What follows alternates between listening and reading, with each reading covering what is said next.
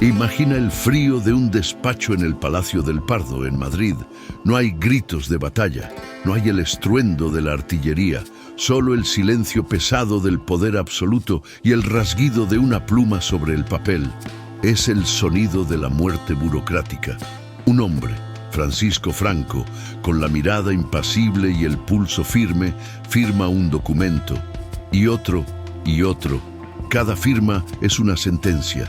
Cada trazo de tinta es una vida que se apaga. No es un acto de guerra, es una limpieza administrativa, un exterminio metódico, calculado y ejecutado con la eficiencia de un contable. Te dijeron que era el Salvador que trajo orden y paz a una España rota. Te mintieron. Ese hombre, en la quietud de su despacho, ordenó la ejecución sistemática de más de 200.000 republicanos. No es una cifra, no es una estadística para un libro de historia, es una ciudad entera borrada del mapa. Imagina la población de Granada o de Pamplona, cada hombre, mujer y niño, alineados frente a una fosa común y ejecutados. Esos son 200.000 almas, aniquiladas no en el calor del combate, sino en la fría venganza del vencedor. Fueron cazados en sus pueblos, sacados de sus casas en mitad de la noche, sometidos a juicios farsa de 10 minutos y fusilados al amanecer. Sus cuerpos, arrojados a cunetas y pozos que todavía hoy, casi un siglo después, siguen siendo la cicatriz oculta en la geografía de España. Lo que estás sintiendo ahora mismo, esa mezcla de rabia e incredulidad, es la reacción correcta. Es la prueba de que tu humanidad sigue intacta. Si esta historia ya te está removiendo algo por dentro, suscríbete, porque lo que viene a continuación va a cambiar completamente lo que creías saber sobre la historia que nos enseñaron en la escuela. Lo que te voy a contar no es una opinión, son los hechos que deliberadamente borraron de los libros. El método de Franco no era el de un loco sediento de sangre. Era mucho más peligroso. Era el método de un ingeniero social del terror. Su justificación era la unidad nacional, la paz y la salvación de España del comunismo. ¿Te suenan esas palabras? Son exactamente las mismas que usan hoy los regímenes autoritarios de todo el mundo para aplastar la disidencia. La misma mentalidad que hoy etiqueta a manifestantes pacíficos como terroristas para justificar la represión policial. La misma lógica que llama antipatriota a quien cuestiona al poder. La misma estrategia que demoniza a un sector de la población para justificar su aniquilación política y social. Este manual de opresión moderno no se inventó ayer en redes sociales. Se perfeccionó en despachos como el de Franco, hace 80 años. Te mintieron en la escuela sobre esto. Te contaron la historia de dos bandos de hermanos que se enfrentaron en una guerra trágica, una mentira cómoda. Lo que ocurrió después de la guerra no fue una reconciliación, fue una purga. El sistema franquista se diseñó para identificar y eliminar cualquier semilla de pensamiento libre. Se crearon redes de informantes en cada pueblo, en cada bloque de vecinos. La delación era un deber patriótico. El cura del pueblo, el farmacéutico, tu propio vecino, cualquiera podía firmar tu sentencia de muerte con una simple acusación. Eras maestro y enseñabas a pensar. Culpable. Eras una mujer que defendía la igualdad. Culpable. ¿Leías libros prohibidos? Culpable. El objetivo no era solo eliminar a los enemigos, era aterrorizar a los supervivientes, instalar un silencio tan profundo que durara generaciones. Y el horror no terminó con los fusilamientos. El régimen de Franco fue más allá. Se calcula que al menos 30.000 niños fueron robados a familias republicanas.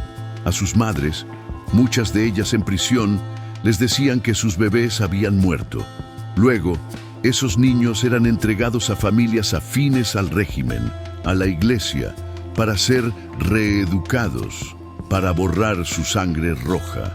Es el mismo método que han usado las dictaduras más atroces de la historia, desde la Argentina de Videla hasta prácticas genocidas modernas.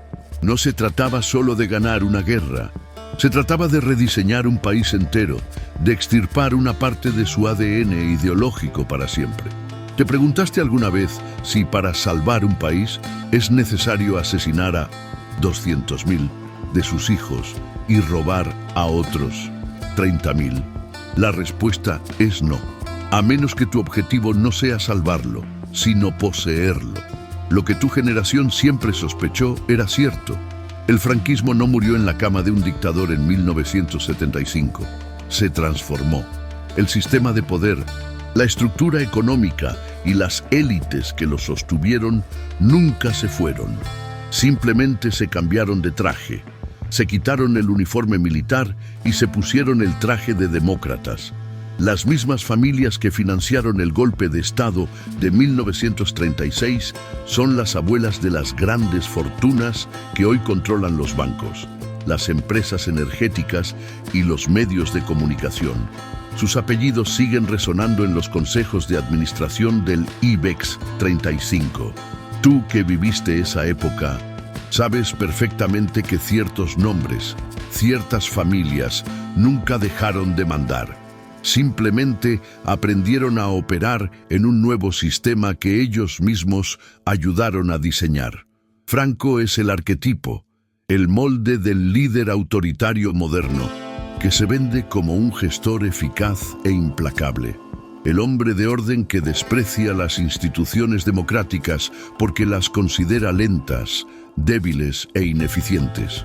El que promete seguridad a cambio de libertad. El que confunde la unidad con la uniformidad y la patria con su propia voluntad. Este modelo de liderazgo no es una reliquia del pasado.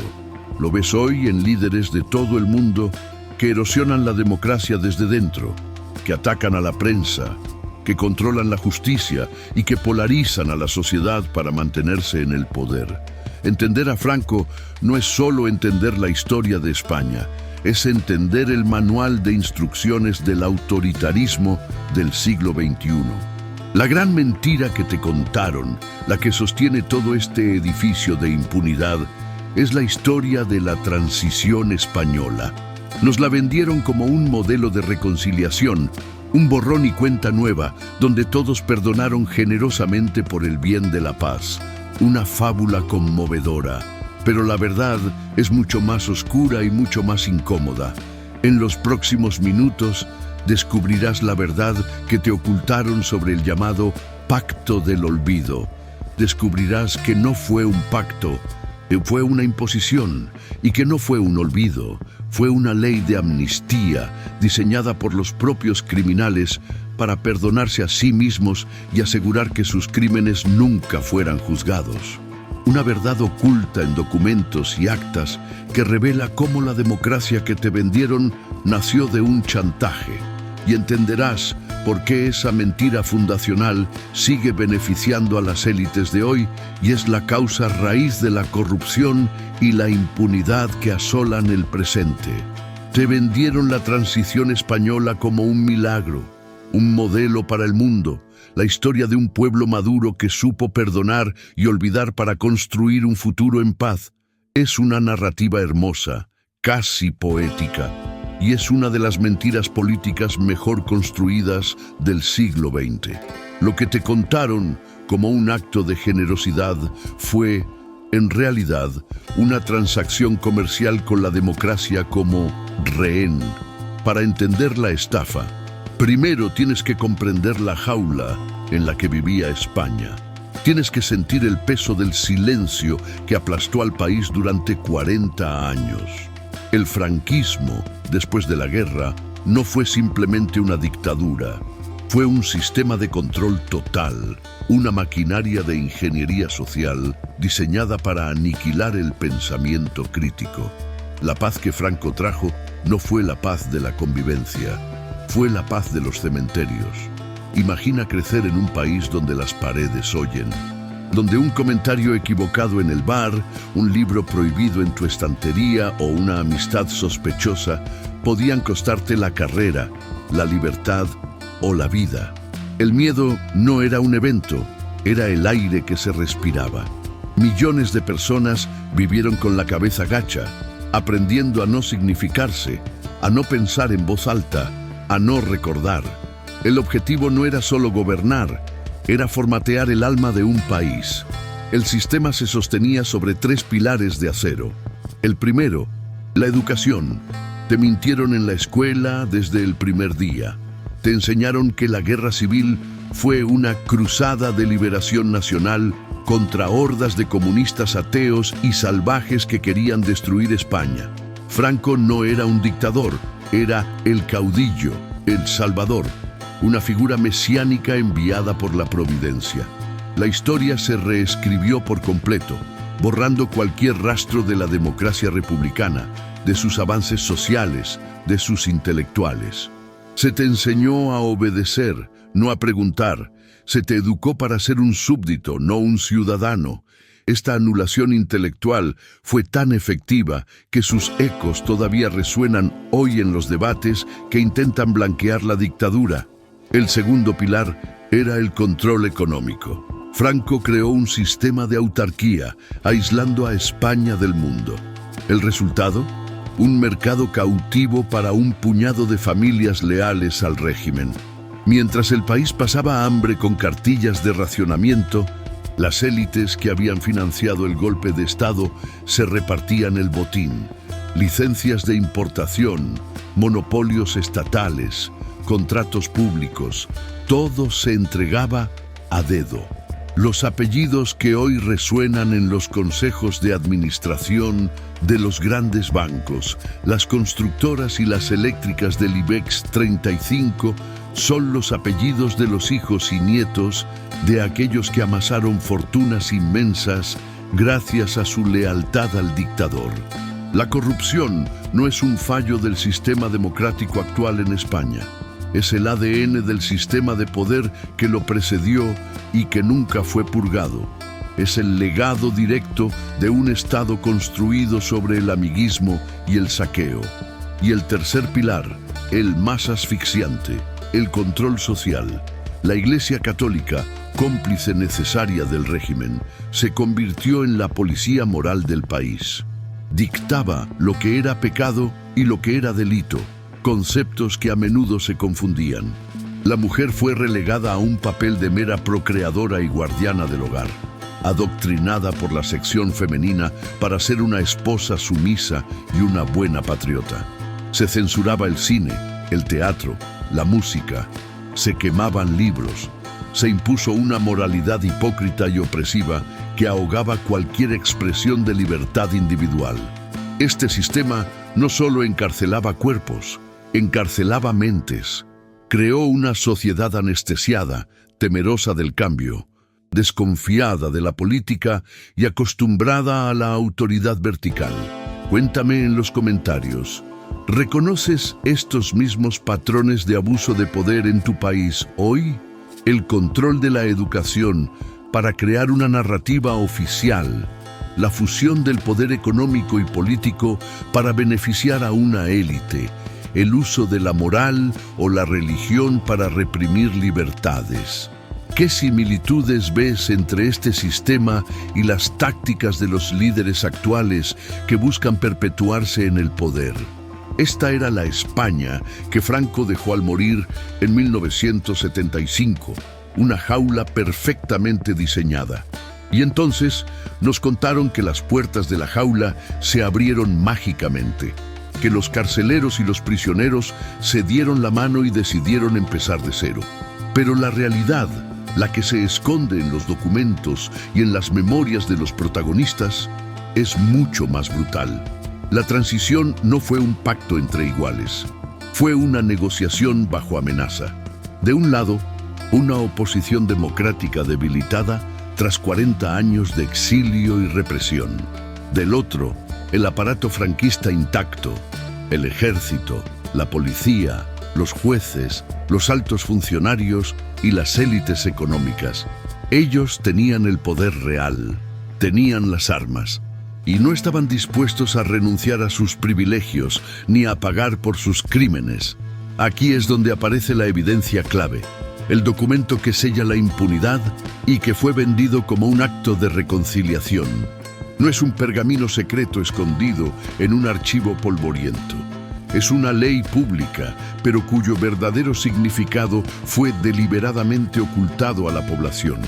Hablo de la Ley 46-1977, de 15 de octubre, de amnistía. Te la vendieron como la ley que sacaba de las cárceles a los presos políticos, a los luchadores por la libertad.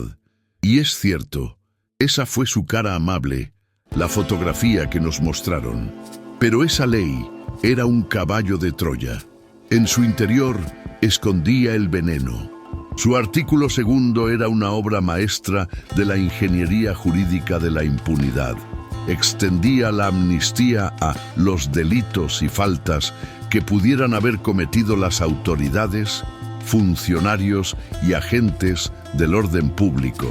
Es decir, perdonaba de antemano todos los crímenes del franquismo: torturas, asesinatos, fusilamientos extrajudiciales, robo de bebés, corrupción. Todo quedaba borrado, no olvidado, sino legalmente perdonado. Imagina la escena de esa negociación. No es una mesa de paz, es un chantaje. Los herederos del franquismo, con el ruido de sables de un ejército golpista de fondo, le dijeron a la incipiente democracia: ¿queréis libertad? Este es el precio. ¿Aceptáis una amnistía total para nuestros hombres, para nuestros crímenes, o no hay democracia? ¿O aceptáis esta ley, o los tanques vuelven a la calle? No fue un pacto, fue una rendición. La democracia española no nació de una victoria, nació de una extorsión.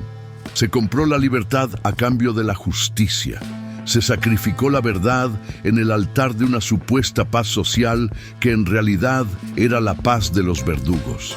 Lo que tu generación siempre sospechó era cierto. El borrón y cuenta nueva no fue un gesto de grandeza. Fue una condición impuesta por los criminales para no ser juzgados. Y funcionó a la perfección. Esta ley de amnistía se convirtió en un muro de hormigón que ha impedido, hasta el día de hoy, cualquier investigación judicial seria sobre los crímenes de la dictadura. Mientras en Argentina y Chile se juzgaba a los Videla y Pinochet, en España los torturadores como Billy el Niño morían tranquilamente en sus camas condecorados y cobrando pensiones del Estado. Esta es la verdad incómoda que desmonta el mito de la transición modélica. Y este modelo de transición controlada se convirtió en un producto de exportación. Las élites de otras dictaduras, especialmente en América Latina, miraron el caso español y aprendieron la lección. Es posible ceder el poder político formal mientras se mantiene intacto el poder económico y se garantiza la impunidad para los crímenes pasados.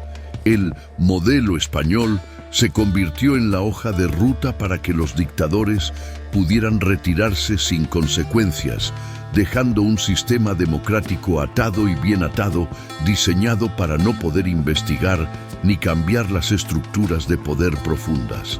Las consecuencias de esta mentira fundacional son devastadoras y llegan hasta hoy.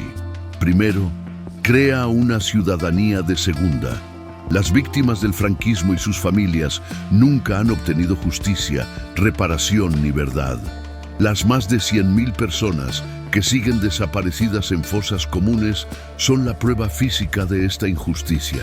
España es el segundo país del mundo en número de desaparecidos forzados, solo por detrás de Camboya. Pero aquí no hay memoriales de Estado ni juicios. Solo el silencio y el esfuerzo de los nietos que buscan los huesos de sus abuelos con sus propias manos. Segundo, la impunidad genera corrupción. Cuando una élite entera aprende que sus crímenes no tienen consecuencias, el mensaje es claro: las reglas no se aplican a ellos. La corrupción endémica que ha plagado la democracia española no es una casualidad. Es el resultado directo de una clase dirigente que nunca fue depurada y que siempre se ha sentido por encima de la ley, porque nacieron de un sistema donde, efectivamente, lo estaban. La idea de que el poder es un privilegio para el enriquecimiento personal y no un servicio público es un legado directo del franquismo que la transición no limpió, sino que barnizó. Y tercero, esta mentira envenena el debate público actual. Cualquier intento de recuperar la memoria histórica es atacado ferozmente por los herederos ideológicos y económicos de aquel régimen. Lo llaman reabrir heridas, una metáfora perversa. Las heridas de las víctimas nunca se cerraron porque nunca se curaron con la medicina de la verdad y la justicia. Lo que ellos temen no es que se abran heridas, es que se revelen verdades. Verdades sobre el origen de sus fortunas, verdades sobre los crímenes de sus padres y abuelos, verdades que harían temblar los cimientos de su poder y su legitimidad. La ley de amnistía de 1977 no fue un punto final, fue un punto y seguido. Fue el mecanismo legal que permitió al franquismo sobrevivir a Franco. Permitió que las mismas estructuras de poder, las mismas mentalidades y las mismas familias simplemente se cambiaran de traje, abandonaran el uniforme militar por el traje de empresario o político demócrata y siguieran controlando el país. Nos vendieron una democracia plena, pero nos entregaron una con los cimientos podridos por una mentira que garantizaba que los de siempre siguieran mandando, sin importar quién ganara las elecciones. Pero esta mentira no se sostenía sola. Necesitaba ser apuntalada, repetida y convertida en la historia oficial, en el único relato posible. Y para ello, se necesitó la colaboración activa de muchos que se autoproclamaron padres de la democracia. En los próximos minutos, vamos a desvelar quiénes fueron los arquitectos y los cómplices de este gran engaño. Descubrirás que la verdad sobre la transición no solo es incómoda para la derecha heredera del franquismo, sino también para una parte de la izquierda que aceptó el chantaje y ayudó a venderlo como un éxito. Y entenderás por qué, todavía hoy, esta mentira compartida sigue siendo el pilar que sostiene el statu quo y beneficia a las élites de todo el espectro político. La verdad es mucho más compleja y mucho más sucia de lo que jamás te atreviste a imaginar. La gran mentira de la transición española tiene dos caras, y la más dolorosa no es la del verdugo que impone el silencio, sino la de la víctima que acepta convertir ese silencio en un himno de paz. Te contaron que los líderes de la oposición, recién salidos de la clandestinidad y el exilio, protagonizaron un acto de grandeza histórica, perdonando a sus torturadores por el bien de la nación. Esta es la mentira que destruye la narrativa oficial, porque no fue un acto de grandeza, fue un acto de supervivencia calculado, una renuncia consciente a la justicia a cambio de una silla en la mesa del poder. La verdad, oculta en las actas de las negociaciones y en las memorias menos edulcoradas de sus protagonistas, es que la izquierda, principalmente el Partido Socialista y el Partido Comunista, se encontraron en una encrucijada diabólica. Frente a ellos, el búnker franquista, con el control total del ejército, la judicatura y la economía, les susurró una amenaza velada pero inequívoca. O aceptan nuestras reglas, o la noche volverá a caer. El recuerdo del golpe de Estado de Pinochet en Chile en 1973 estaba fresco en la memoria de todos. El llamado ruido de sables no era una metáfora, era el sonido real de los tanques calentando motores en los cuarteles. Ante esta amenaza, los líderes de la izquierda tomaron una decisión. Decidieron que era mejor ser cabeza de ratón en una democracia tutelada que cola de león en una fosa común. Te dijeron que Santiago Carrillo, el líder del Partido Comunista, regresando clandestinamente a España, fue un héroe de la reconciliación. La realidad es que fue el pragmático director de una obra de teatro. Su partido, ilegalizado y perseguido durante 40 años, necesitaba sobrevivir. La legalización del PCE, un momento clave de la transición, no fue un regalo, fue una transacción. El precio fue aceptar el marco impuesto por los herederos de Franco, la monarquía designada por el dictador, la bandera rojigualda que había sido el estandarte de los golpistas y, sobre todo, la ley de amnistía. La ley que perdonaba los crímenes del franquismo fue votada a favor por comunistas y socialistas. No lo hicieron por un repentino ataque de amnesia moral. Lo hicieron porque era la única ficha que tenían para poder jugar la partida. Aceptaron la impunidad de los verdugos a cambio de su propia legalización. Este es el pecado original de gran parte de la clase política que nació entonces. Priorizaron la supervivencia y el poder a corto plazo sobre la verdad y la justicia a largo plazo. Esta mentira fundacional beneficia directamente a las élites de hoy de una manera tan profunda que es casi invisible. Primero, a las élites económicas. Las grandes fortunas del IBEX 35.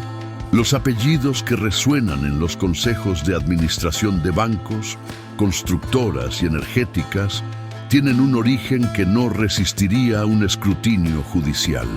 Sus imperios se construyeron sobre los cimientos de la dictadura.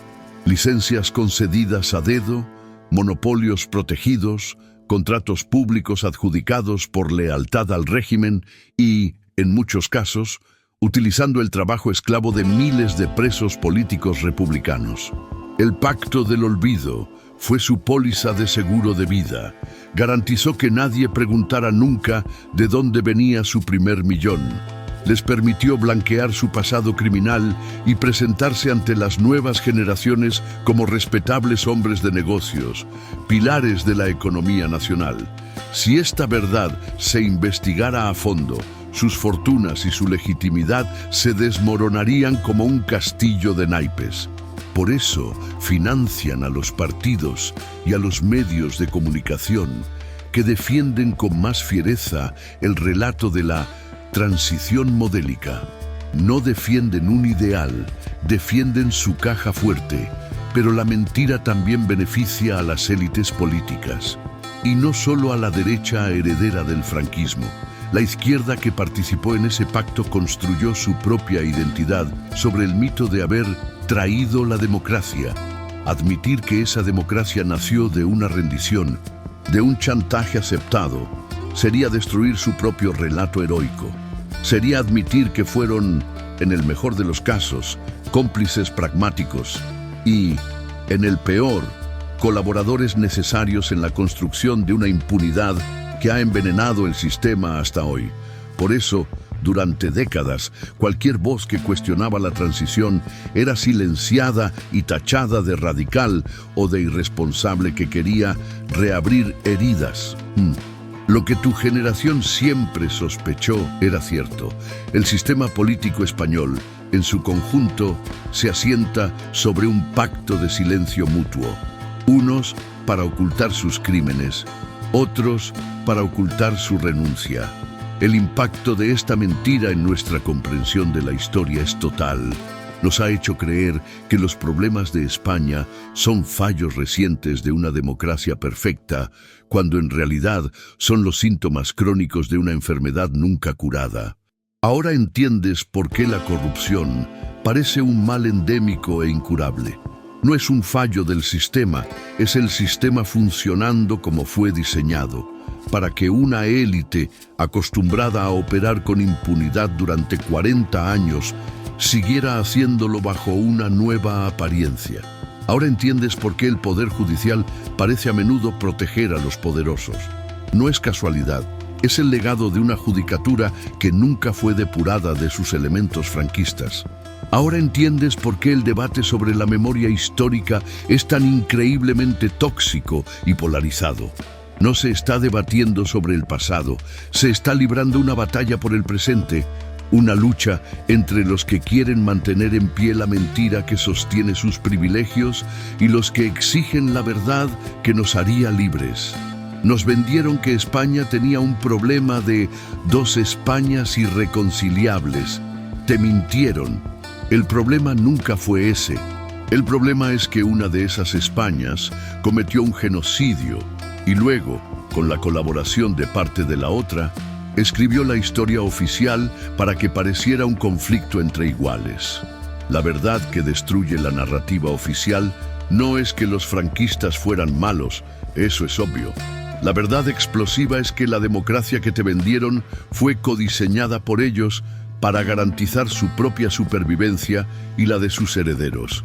No fue una ruptura, fue una reforma, una mano de pintura sobre un edificio con los cimientos podridos. Y esa verdad no te la contaron porque te haría ver que el rey no lleva el traje nuevo que te dijeron, sino el viejo uniforme del dictador, simplemente guardado en el armario.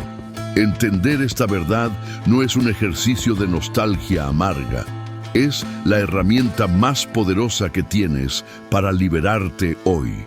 Te libera de la trampa de pensar que la corrupción, la impunidad de los poderosos y la tóxica polarización política son fracasos inexplicables de la democracia. No son fracasos, son el éxito de un sistema diseñado para perpetuar el poder de unos pocos. Un sistema cuyo software fue programado durante 40 años de dictadura y cuya actualización democrática fue solo una capa de pintura. El franquismo no murió.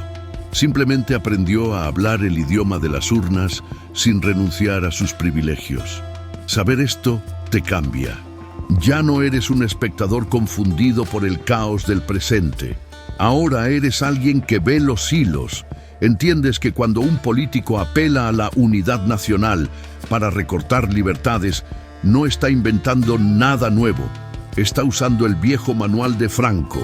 Comprendes que cuando una gran fortuna familiar, nacida al calor del régimen, financia campañas para blanquear la historia, no defiende una ideología, defiende su herencia robada. Dejas de ser una víctima de la narrativa oficial para convertirte en un ciudadano consciente de la maquinaria que opera tras el telón.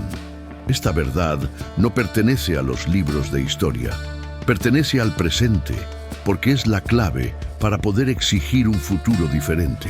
Es la luz que expone las mentiras sobre las que se construyó nuestro mundo. Si esta verdad te hizo entender cómo funcionan realmente los sistemas de poder, compártela con otros que necesitan despertar. Dale like si crees que es hora de que conozcamos la verdadera historia, no la versión que nos vendieron. El viaje no termina aquí. Esto es solo el principio. Te han mentido sobre el nacimiento de tu propia democracia, el acto fundacional de tu libertad. La pregunta ahora es inevitable y te perseguirá. ¿Sobre qué otras verdades que das por sentadas te están mintiendo ahora mismo?